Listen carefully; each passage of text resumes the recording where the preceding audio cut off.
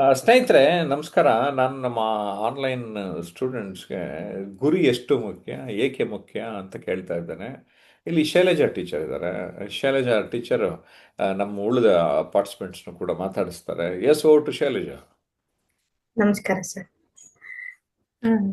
ಇವತ್ತು ನಾವು ಗುರಿಯನ್ನ ವರ್ಕ್ಶಾಪ್ ನಲ್ಲಿ ಪಾಲ್ಗೊಂಡಿದ್ದೀವಿ. ಸರ್ ಆರಂಭದಲ್ಲಿ ಗುರಿ ಬಗ್ಗೆ ನಮಗೆ ಒಂದೆರಡು ಮಾಹಿತಿಯನ್ನ ತಿಳಿಸಿದ್ರು, ಅದ್ರ ಇಂಟ್ರಡಕ್ಷನ್ ಕೊಟ್ರು. ಇದ್ರ ಬಗ್ಗೆ ನೇತ್ರಾವತಿ ಮೇಡಮ್ ತಮ್ಮ ಅಭಿಪ್ರಾಯ ತಿಳಿಸಿ, ಇದು ಹೇಗನ್ನಿಸ್ತು? ನಮಸ್ತೆ ಮೇಡಮ್. ಸರ್ ಅವರು ಈ ಗೋಲ್ ಸೆಟ್ ಬಗ್ಗೆ ಡ್ರೀಮ್ ಹೆಂಗ್ ನಮ್ದು ಬಿಗ್ ಮಾಡ್ಕೋಬೇಕು ಮತ್ತು ಅದಕ್ಕೆ ಆಕ್ಷನ್ ಹೆಂಗ್ ತಗೋಬೇಕು. ಗೋಲ್ ಸೆಟ್ ಮಾಡ್ಕೊಂಡ್ರೆ ಸಾಲದಿಲ್ಲ, ಅದ್ರ ಜೊತೆಗೆ ಆಕ್ಷನ್ ತಗೋಬೇಕಂತ ಹೇಳಿದ್ರು. ಮತ್ತೆ ಈಗ ಒಬ್ಬ ಫುಟ್ಬಾಲ್ ಆಟಗಾರ ಚೆಂಡನ್ನು ಸುಮ್ಮ ಯಾವ ಕಡೆರೆ ಹೋಗಿ ಕಿಕ್ ಮಾಡಿದ್ರೆ ನಡೆಯೋದಿಲ್ಲ. ಯಾಕಂದ್ರೆ ಅದು ಪೋಸ್ಟ್ ಎಕಡೆದ ಅದು ಕಿಕ್ ಮಾಡ್ದಂದ್ರ ಅಲ್ಲಿ ಅದು ಸರಾಗವಾಗಿ ಹೋಗುತ್ತದೆ. ಮತ್ತೆ ಅಲ್ಲಿ ತಡೆಯೋ ಒಬ್ಬ ವ್ಯಕ್ತಿ ಇರ್ತಾನಲ್ಲ, ಆಟಗಾರ ಇರ್ತಾನ. ಆದ್ರ ಮನುಷ್ಯನ ಜೀವನನು ಅದೇ ತರ ಸಮಸ್ಯೆ ಅನ್ಸ್ತು. ಯಾಕಂದ್ರೆ ಏನೋ ಒಂದು ಮಾಡ್ಬೇಕಂತ ಹೇಳಿ ಹೊರಟಿರ್ತೀವಿ, ಆಗ ನಮಗ ಸಮಸ್ಯೆ ಆತಂಕ ಅಡ್ಡಿ ಜಾಸ್ತಿ ಆಗ್ತಾ ಇರ್ತಿರ್ತದ. ಅದೆಲ್ಲ ಮೆಟ್ಟಿ ನೀರ್ ನಿಂತಾರಲ್ಲ, ಆ ವ್ಯಕ್ತಿ ಸಕ್ಸಸ್ಫುಲ್ ವ್ಯಕ್ತಿಯಾಗಿ ಹೊರ ಹೊಮ್ತಾನಂತ ಅದಕ್ಕೆ ಇಷ್ಟಪಡ್ತದ. ತುಂಬಾ ಚೆನ್ನಾಗಿ ಹೇಳಿದ್ರಿ ಮೇಡಮ್. ಮೊದಲು ಕನಸುಗಳನ್ನ ಗುರಿಯಾಗಿಸ್ಕೋಬೇಕು, ನಂತರ ಅವುಗಳನ್ನ ನಾವು ಮುಟ್ಟುವ ಹಾದಿಯಲ್ಲಿ ಬರುವ ಅಡೆತಡೆಗಳನ್ನ ದಾಟ್ಬೇಕು ಅಂತ ಸರ್ ಹೇಳಿದ್ದನ್ನ ಚೆನ್ನಾಗಿ ಗ್ರಹಿಸಿ ಹೇಳಿದ್ರಿ. ಧನ್ಯವಾದಗಳು ಮೇಡಮ್. ಹಾಗೆ ಮಂಜುಳಾ ಮೇಡಮ್, ಈ ವಿಷಯದ ಬಗ್ಗೆ ತಮ್ಮ ಅಭಿಪ್ರಾಯವನ್ನ ತಿಳಿಸಿ. ನಮಸ್ತೆ ಮೇಡಮ್. ನಮಸ್ತೆ. ಸರ್ ಹೇಳಿದ್ರು place yourself where you want to be ಅಂತ. ಅಂದ್ರೆ ನೀವು ಎಲ್ಲಿಗೆ ಹೋಗ್ಬೇಕು ಅಂತ ನೀವು ಅನ್ಕೊಂಡಿದ್ದೀರೋ ಅಲ್ಲಿ ನಿಮ್ಮನ್ನ ನೀವು ಕಂಡ್ಕೊಳ್ಳಿ, ಅಥವಾ ಅಲ್ಲಿ ನಿಮ್ಮನ್ನ ನೀವು ಇಟ್ಕೊಳ್ಳಿ ಅನ್ನೋ ಅರ್ಥದಲ್ಲಿ ಹೇಳಿದ್ರು.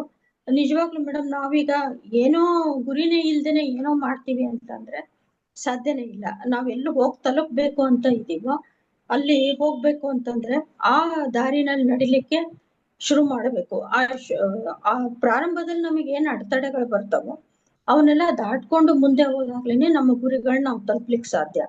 ಮತ್ತೆ ಜೀವನ ಅಂತಂದ್ರೆ ತುಂಬಾ ಅಡೆತಡೆಗಳು ಇರುವಂತದ್ದೇನೆ. ಆ ಅಡೆತಡೆಗಳನ್ನ ದಾಟ್ಕೊಂಡು ಎಲ್ರೂ ಗುರಿ ತಲುಪ್ಲಿಕ್ಕೆ ಆಗಲ್ಲ, ಆದ್ರೆ ಕೆಲವ್ರು ತಲುಪ್ತಾರೆ. ಅಂದ್ರೆ ಅವ್ರ ಸಾಧನೆ ಅಷ್ಟು ಆ ಮಟ್ಟಕ್ಕೆ ಇರುತ್ತೆ.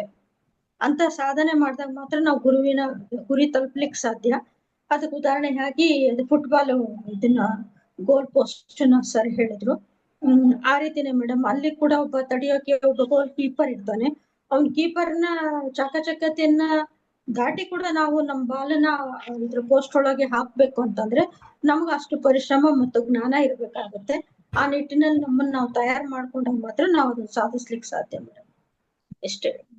ಚೆನ್ನಾಗಿ ಹೇಳಿದ್ರಿ ಮೇಡಮ್. ಅಂದ್ರೆ ನಮ್ ಕನಸುಗಳಿರ್ಬೇಕು, ಆ ಕನಸುಗಳನ್ನ ಗುರಿಯಾಗಿಸ್ಕೊಂಡ್ರೆ ನಾವು ಮುಂದೆ ಸಾಗುವ ದಾರಿ ನಮಗೆ ಸಿಗುತ್ತೆ. ಹಾಗೆ ಆ ದಾರಿಯಲ್ಲಿ ಸಿಗುವ ಅಡೆತಡೆಗಳನ್ನ ನಾವು ಮೀರ್ತಾ ಹೋದಾಗ ನಾವು ಅಂದ್ಕೊಂಡಂತಹ ಗುರಿಯನ್ನ ಮುಟ್ಟಕ್ ಸಾಧ್ಯ ಅಂತ ತುಂಬಾ ಸೊಗಸಾಗಿ ಹೇಳಿದ್ರಿ ಮೇಡಮ್. ಧನ್ಯವಾದಗಳು ಮೇಡಮ್. ಹಾಗೆ ರಕ್ಷಿತ್ ಹೆಗಡೆ ಸರ್, ಈ ವಿಷಯದ ಬಗ್ಗೆ ತಮ್ಮ ಅಭಿಪ್ರಾಯವನ್ನು ಕೂಡ ತಿಳಿಸಿ.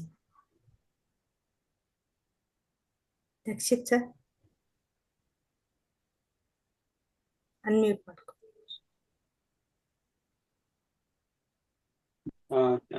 ಜೆ ಪಿ ಸರ್ ಹೇಳಿದ್ರು, ಗುರಿಗಳ ಬಗ್ಗೆ ಹೇಳಿದ್ರು. ಅಂದ್ರೆ ಕನಸು ಕಾಣಬೇಕು, ಗುರಿ ಇಡಬೇಕು, ಹಾಗೆ ಆಕ್ಷನ್ ತಗೊಳ್ಬೇಕಂತ. ಬರೀ ಗುರಿ ಇಟ್ರೆ ಕನಸು ಕಂಡ್ರೆ ಸಾಕಾಗುದಿಲ್ಲ, ಆಕ್ಷನ್ ತಗೊಂಡಾಗ ಮಾತ್ರ ಏನಾದ್ರೂ ಸಾಧನೆ ಮಾಡ್ಲಿಕ್ಕೆ ಸಾಧ್ಯ ಇದೆ ಅಂತ ಹೇಳಿದ್ರು. ಅದೇ ತರ ಗುರಿ ಇಡುದಂತಂದ್ರೆ ನಮ್ಮ ಲೈಫ್ ಒಂದು ಫುಟ್ಬಾಲ್ ಗೇಮ್ ತರ. ಅಂದ್ರೆ ನಾವು ಫುಟ್ಬಾಲ್ ಗುರಿ ಅಂತ ಹೇಳಿದ್ರೆ ಗೋಲ್ ಹೊಡ್ಲಿಕ್ಕೆ ಪ್ರಯತ್ನ ಪಡ್ತಾ ಇರ್ತೇವೆ. ಆವಾಗ ಗೋಲ್ ಕೀಪರ್ ತಡಿತಾ ಇರ್ತಾನೆ, ಬೇರೆ ಪ್ಲೇಯರ್ಸ್ನವರೆಲ್ಲ ತಡಿತಾ ಇರ್ತಾರೆ. ಆತರ ಲೈಫಲ್ಲಿ ನಾವೇನಾದ್ರೂ ಅಚೀವ್ ಮಾಡ್ಬೇಕಂತ ಹೋದಾಗ ನಮ್ಗೆ ಅಡೆತಡೆಗಳು ಅಡ್ಡಗಳೆಲ್ಲ ಬರ್ತಾ ಇರ್ತವೆ. ಆದ್ರೂ ಕೂಡ ಅಡ್ಡಗಳು ಬಂದ್ರೂ ಕೂಡ ಆವಾಗ ಫುಟ್ಬಾಲ್ ಗೇಮ್ ಅಲ್ಲಿ ಹೇಗೆ ಗೋಲ್ ಹೋಗ್ತದೋ ಅದೇ ತರ ಜೀವನದಲ್ಲಿ ಕೂಡ ನಾವು ಗುರಿಯನ್ನ ಮತ್ತೆ ಮತ್ತೆ ಪ್ರಯತ್ನ ಪಟ್ಟಾಗ ಆವಾಗ ನಮ್ಮ ಗುರಿಯನ್ನ ರೀಚ್ ಆಗ್ಲಿಕ್ಕೆ ಸಾಧ್ಯ ಆಗ್ತದೆ. ಮತ್ತೆ ನಾವೊಂದು ನಮ್ಮ ಗುರಿಯಲ್ಲಿ ಒಂದು ಸ್ಪಷ್ಟತೆ ಇದ್ದಾಗ ನಮ್ಗೆ ನಮ್ಮ ಸಮಾಜ ಕೂಡ ಒಂದು ಆಟೋಮೆಟಿಕ್ಲಿ ಒಂದು ಸಪೋರ್ಟಿಗೆ ಬರ್ತದೆ. ಅದರಿಂದಾಗಿ ಗುರಿಯ ಮೇಲೆ ಒಂದು ಸ್ಪಷ್ಟತೆ ಇಟ್ಕೊಂಡು ಗುರಿ ಸಾಧಿಸಲಿಕ್ಕೆ ಒಂದು ಪ್ರಯತ್ನ ಪಟ್ಟಾಗ ಕಡೆಗೆ ಒಂದು ಸಾಧನೆ ಮಾಡ್ಲಿಕ್ಕೆ ಸಾಧ್ಯ ಆಗ್ತದೆ ಹೇಳಿಕ್ಕೆ ಇಷ್ಟಪಡ್ತೇನೆ ನಾನು. ಧನ್ಯವಾದಗಳು. ತುಂಬಾ ಚೆನ್ನಾಗಿ ಹೇಳಿದ್ರಿ ಸರ್. ಅಂದ್ರೆ ಗುರಿ ಪ್ರತಿಯೊಬ್ಬ ಮನುಷ್ಯನಿಗಾಗತ್ತೆ, ಅವುಗಳನ್ನ ದಾಟುವುದು ನಮ್ಮ ಬದುಕಿನ ಧ್ಯೇಯ ಆಗಿರ್ಬೇಕಂತ. ಹೀಗೆ ಪ್ರತಿಯೊಂದು ಮನುಷ್ಯನಿಗೂ ಕೂಡ ಗುರಿ ಅಂತಕ್ಕಂಥದ್ದು ಬೇಕು. ಆ ಗುರಿಗಳು ನಾವು ಬದುಕಿನಲ್ಲಿ ಸಾಗುವ ದಿಕ್ಕನ್ನ ನಮಗೆ ನಿರ್ದೇಶನ ಮಾಡ್ತವೆ. ಆ ದಾರಿಯಲ್ಲಿ ಸಾಗುವಾಗ ಹಲವಾರು ಅಡೆತಡೆಗಳು ಬಂದರೂ ಕೂಡ ಅವುಗಳನ್ನ ಸತತ ಪ್ರಯತ್ನದಿಂದ ನಾವು ಮೆಟ್ಟಿ ನಿಂತು ಮುಂದೆ ಒಂದು ನಮ್ಮ ಅಂದ್ಕೊಂಡಿರ್ತಕ್ಕಂಥ ಗುರಿಯನ್ನ ಸಾಕಾರಗೊಳಿಸ್ಕೋಬೋದಂತ ಹೇಳ್ತಾ ಈ ಸಂದರ್ಭದಲ್ಲಿ ಮಾತಾಡಕ್ಕೆ ಅವಕಾಶ ಕೊಟ್ಟದ್ದು ಧನ್ಯವಾದ.